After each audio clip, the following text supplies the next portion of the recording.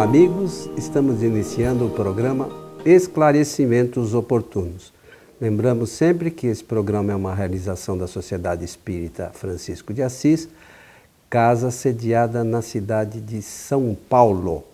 E conosco, como sempre, o senhor Milton Felipe. Como vai, Milton? Bem, muito obrigado. Estou sempre agradabilizado aqui por estar na sua presença, um estudioso do Espiritismo, dos nossos técnicos que nos ajudam, Bruno especialmente, e para desejar aos nossos amigos, ouvintes e espectadores que os bons espíritos nos ajudem sempre.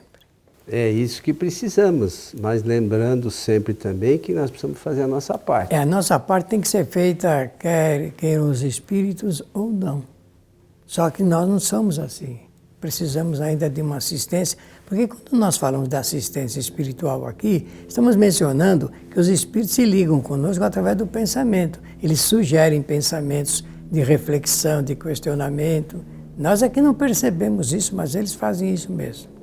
E às vezes a gente, em vez de escutar os espíritos, fazemos as nossas escolhas e muitas delas depois nos conduzem a caminhos não muito saudáveis, por assim dizer, né? Mas faz parte do aprendizado sempre. E eles dizem assim, meu filho, bem que eu te avisei. Fazer o quê, né, Milton? Mas vamos lá, Milton. Mandam sempre para nós algumas perguntas e essa que recebemos, me parece que foi do Facebook, que diz assim: no Evangelho, segundo o Espiritismo, né, pelo que ela me parece aqui, existe uma parábola de Jesus sobre muitos os chamados e poucos os escolhidos. Como entender essa parábola de acordo com os momentos atuais? Naturalmente, quem escreveu isso para o nosso programa está se referindo ao fato do Evangelho segundo o Espiritismo já ter mais de 150 anos. Mas 150 anos não mudou muito as características ligadas ao estado de moral do nosso planeta, não. Mas eu entendo bem que ela se refere à parábola dita por Jesus há mais de 2000 anos, não é? Então aí sim faz sentido porque as palavras são ainda um tanto antigas, porque os chamados poucos os escolhidos, trata, no caso de uma parábola apresentada por Jesus sobre o festim de bodas. Claro que quando a gente lê isso hoje, uma criança nem vai saber o que é, mas se falar de uma festa de casamento, aí vai saber que se trata de casamento, o que é um casamento. Então aqui o comentário de Allan Kardec é um comentário sinceramente superior a respeito desse assunto, porque ele vai extrair dessa historinha apresentada por Jesus, que ensinava através da figuração das parábolas, aquelas ideias sugestivas sobre virtudes que nós precisamos ter na nossa existência, são qualidades. Então, ele está tratando aqui, Jesus está falando, de um rei cujo filho iria se casar e ele já tinha preparado todas as festas, e estava mandando os convites, não é assim que se faz hoje? Então, vamos atualizar aí conforme a pessoa quer. Então, a festa já estava preparada e estavam sendo expedidos os convites. Mas o rei, então, mandou os seus súditos para convidar as pessoas. Então, ele denominou, ele fez o título das pessoas, entregar o convite. Não é que nem hoje, mas... Acontece que eles voltaram e falaram para o rei que as pessoas não queriam ir, não aceitaram o convite para ir na festa de casamento. E o rei ficou nervoso, então, ficou raivoso. Nesse ponto, tem uma atualização, sim, que a pessoa quer, que é a seguinte: um grupo de pessoas estavam contra o rei. contrária aos pensamentos e às formalidades do rei. Então, essas pessoas, vamos dizer assim, politicamente eram da oposição ao rei. Aí ele então mandou os súditos, nesse caso, ir convidar outras pessoas. E eles, inclusive, convidaram pessoas da sociedade e também quem era da estratificação menor na sociedade. E eu penso que pobres e tudo mais. E um homem, segundo a narração de Jesus, chegou lá não estava vestido formalmente, porque quando vai em festa as pessoas se vestem melhor, né?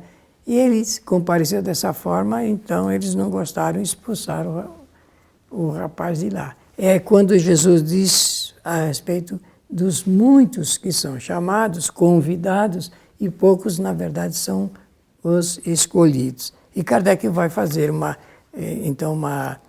um comentário a respeito de que para os assuntos, por exemplo, de ordem superior, todos são convidados, mas pouca gente tem uma qualificação para entender, você fala sempre isso numa outra linguagem moderna da comunicação, e que não entendem, então fazem as coisas de maneira contrária. Sobre isso que Allan Kardec vai mencionar. Para quem quiser pegar o Evangelho segundo o Espiritismo e estudar isso que nós vamos comentar aqui, está no capítulo 18 do Evangelho. É uma preciosidade os comentários feitos por Allan Kardec a respeito desse assunto. Porque ele diz assim, logo no início, se você permite a leitura aqui, falando ainda por parábolas, disse-lhes Jesus, o reino do céu se assemelha a um rei que, querendo festejar as bodas de seu filho, o casamento do filho, despachou seus servos a chamar para as bodas os que tinham sido convidados. Estes, porém, recusaram ir. Deve ter motivo essa recusa, é aquele que eu falei da oposição. O rei despachou outros servos com outra ordem para dizer da sua parte dos convidados. Preparei o meu jantar, mandei matar os bois. Olha, Jesus fazendo os comentários, porque era prática, era assim que era a prática. E todos os meus cavados eram as comidas especiais que tinha lá, né? Tudo está pronto, vinde às bodas. Eles, porém, sem se incomodarem com isso, lá se foram, um para a sua casa de campo, outro para o seu negócio, e assim poder também virar as costas para o convite do rei. E aqui Jesus vai falar da cólera do rei em relação à reação dos seus convidados. A prática ligada com os muitos chamados, tem uma coisa interessante até no Espiritismo que eu aproveito porque você é um ótimo dirigente espírita e eu vou mencionar. No centro, muitos médiuns, por exemplo, acham que pelo fato de serem médiuns, podem praticar a mediunidade no centro espírita. O centro espírita bom, ele também faz uma qualificação dos médiuns para participarem desta ou daquela outra reunião mediúnica. Então não é quem quer, é quem é convidado porque tem qualificação. Tem que ter a qualificação. Na mediunidade, todos são os chamados, mas pouca gente atende ao chamamento e dentro dos que atendem, poucos são aqueles que verdadeiramente são escolhidos. O dirigente é ele que diz, você, não é assim? É. Ele não deixa aberto para quem quiser entrar na reunião, nem público, nem nada, porque as pessoas precisam atender de acordo com certas qualificações. A primeira delas, no caso aqui que nos interessa puxar, é o aspecto moral. A pessoa tem que ter um comportamento moral suficientemente seguro para dar-lhe garantia de poder participar da reunião. Ou não é assim? Mas por que tem que ser assim? Porque os espíritos desencarnados, eles acompanham a vida das pessoas. quase que escapa da minha boca, e eu digo de todas, mas eles acompanham as pessoas. E, obviamente, aquele que não tiver a qualificação primeira da moral, ele se vê impedido por natureza de participar da reunião. A sua condição moral não é suficiente. E depois, fidelidade mediúnica, eu estou falando segundo o critério de Kardec. Condição moral, fidelidade mediúnica, e a terceira que ele coloca é a boa assistência espiritual. Tem médium que tem péssima assistência espiritual. Então não garante um serviço a contento. Mas uma outra questão, já que você tratou da casa espírita, é que dentro desse panorama é possível que as pessoas busquem o conhecimento para melhor atuar. Mas isso é o ideal. Isso é o ideal. Pois é, mas como aqui também fala, começa, no início é tudo muito lindo, no meio do caminho faz como aqui fala também. Não, eu vou passear, eu vou para cá, eu vou para lá, e esquecem do compromisso, né? E existe uma reflexão que a doutrina espírita também faz, e está lá no Livro dos Espíritos, na pergunta, se não me falha a memória, se eu estiver errado, depois você, por favor, me corrija, é 258, que nós, quando a gente vai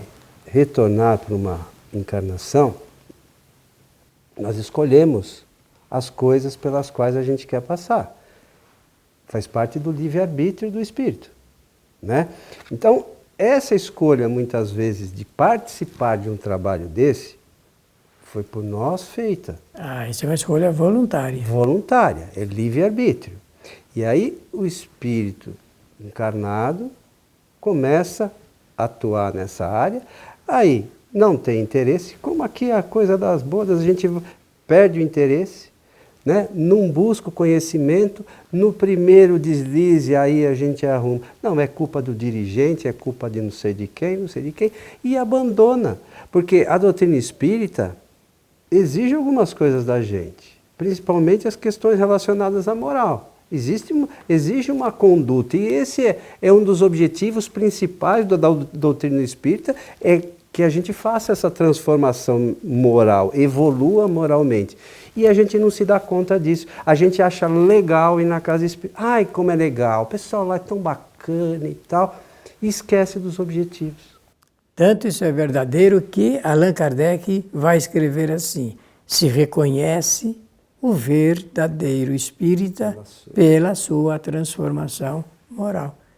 A melhora moral. O indivíduo tem que se esforçar por melhorar a sua condição moral para dar uma garantia dele poder realmente realizar aquilo que ele pretende realizar. O Espiritismo tem critérios, né? Ele oferece esses critérios e ajuda também espiritual para o indivíduo que quer ter essa melhora. Agora, você tocou num ponto que eu considero muito, além de interessante, importante destacar, que é o seguinte, meus amigos, tudo que nós queremos dessa melhora toda, porque as pessoas normalmente, isso é da natureza humana, do espírito encarnado, ele pretender melhorar-se espiritualmente. Isso é tácito. Agora, para isso é preciso que haja um esforço pessoal. A melhora não vem assim como um presente caído do céu. É preciso que haja um esforço de cada um. A aplicação vem depois, a pessoa tem que ter aplicação. Ela tem que ter disciplina, porque para conhecer é preciso estudar. Para estudar, o estudo requer realmente uma aplicação e uma disciplina, porque se não tiver, a pessoa não aprende direito, ou não aprende absolutamente nada. Então, o esforço de cada um, a aplicação, se faz necessário. Fazendo assim, os bons espíritos percebem que a pessoa está realmente no campo certo, está se esforçando, está aplicada, está procurando criar uma disciplina interior, que disciplina não é imposta de fora para dentro, ela é de dentro para fora que se impõe, que se apresenta. Então, a pessoa começa a entender melhor as coisas, né? Porque, como Jesus falava através de parábolas, as parábolas, uma parábola que é explicada por uma pessoa é explicada diferentemente por outras 9, 10, 11, cada uma tem uma explicação, tem uma interpretação a respeito da parábola. Mas o essencial, é por isso que Kardec, no capítulo, ele é brilhante, conforme eu mencionei, porque ele destaca o principal desse ensinamento para nós, para a vida de cada um. A gente pode, sabe, Milton, você está falando aqui, eu estava pensando, a gente pode também entender, por exemplo, a reencarnação como este convite. Pode. Né? Porque todos são convidados, né?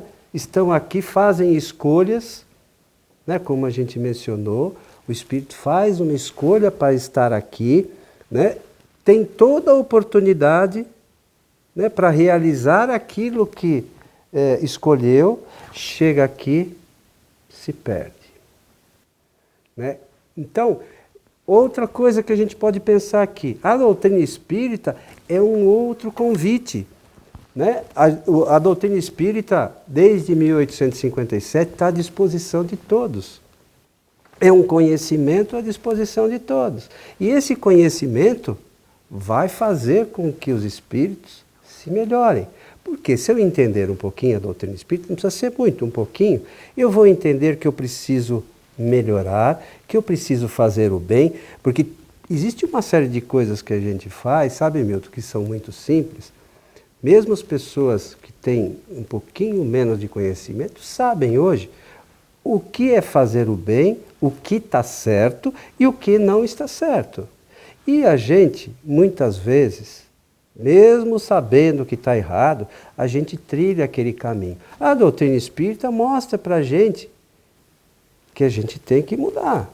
E que esse caminho aqui, ele é mais estreito mesmo do que o outro. É difícil. Ele é mais... Exige mais da gente. O outro... voltando à história do centro espírita que você mencionou. O centro espírita, a gente precisa ir lá, precisa estudar, precisa estar apto para poder atender os encarnados e os desencarnados. Olha, Coelho, eu mencionei esse fato pelo seguinte motivo. Quando a gente faz a leitura, começa a fazer comparações.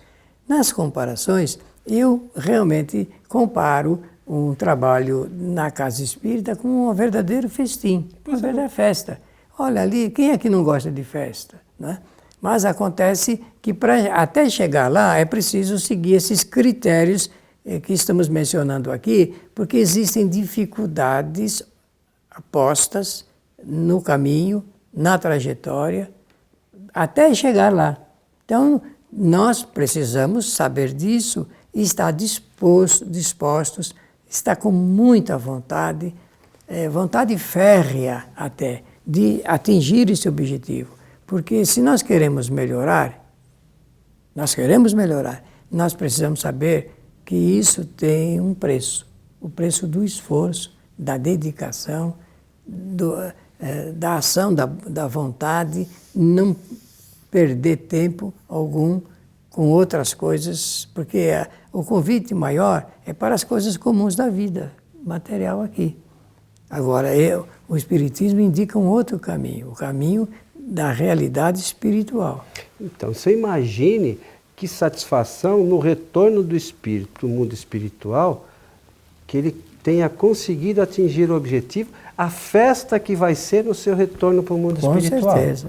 Você imagina a satisfação do espírito, né, nossa, e dos espíritos que assistiram a gente, porque tem uma série deles que trabalham, tentam nos auxiliar nesses nossos objetivos, e se a gente dá ouvidos para eles, a gente é encaminhado. Segundo Kardec, quando nós desencarnamos, nós temos na recepção, além dos familiares, dos amigos mais amorosos, aqueles com os quais nós tivemos sempre vínculos de fraternidade e até de familiar, tem os assistentes, os espíritos que nos assistem espiritualmente. E são muitos. São muitos. Então você imagina a satisfação desses espíritos quando a gente retorna, vamos chamar assim, vitoriosos. É uma vitória mesmo. Pois é, porque a encarnação é uma coisa complicada, não é tão simples assim.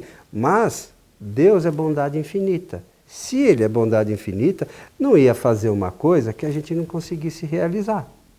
Então é possível que seja realizado. Basta que a gente faça, que a gente tenha empenho, né, Milton? Quando surgir a pergunta, por que você, na qualidade de espírito, não realizou, a resposta é só uma, ou por falta de vontade, ou falta realmente de interesse, porque nós temos convites de todas as doutrinas, nenhuma propõe o mal, mas nem todas realmente mostram esses dois lados da questão como o Espiritismo mostra. Você, no programa anterior, e já vi você falar isso inúmeras vezes, o Espírito tem como atributo a inteligência, a vontade e o pensamento. É fazer isso, né? Fazer bom uso desses atributos. Não é simples assim? Por isso que eu chamo de ferramentas de trabalho. Utilizadas, essas ferramentas... Direi bem utilizadas. Ajudam o espírito a progredir até mais facilmente, avança mais rapidamente. Muito bom, seu Milton. Chegamos ao final de mais um programa Esclarecimentos Oportunos. Eu aproveito para fazer uma coisa que eu não fiz no programa anterior, que é nesse momento de despedida, dizer e pedir que os bons espíritos nos ajudem sempre. Nós lembramos aos nossos amigos que a nossa casa, a Sociedade Espírita Francisco de Assis, tem palestras públicas todas as quartas-feiras, a partir das 20 horas. No nosso site sociedadespírita.com.br você pode ver nosso endereço, vir à nossa casa, que será um prazer. Vir, eu digo, porque aqui esse local onde vocês nos veem aqui gravando é na nossa casa espírita. Mas também essas palestras são transmitidas ao vivo pelo nosso Facebook, lá nossa página, facebook.com/Transical. Seu Milton, muito obrigado mais uma vez. E aos nossos amigos, o nosso abraço. Esperamos a todos em nosso próximo programa. Até lá.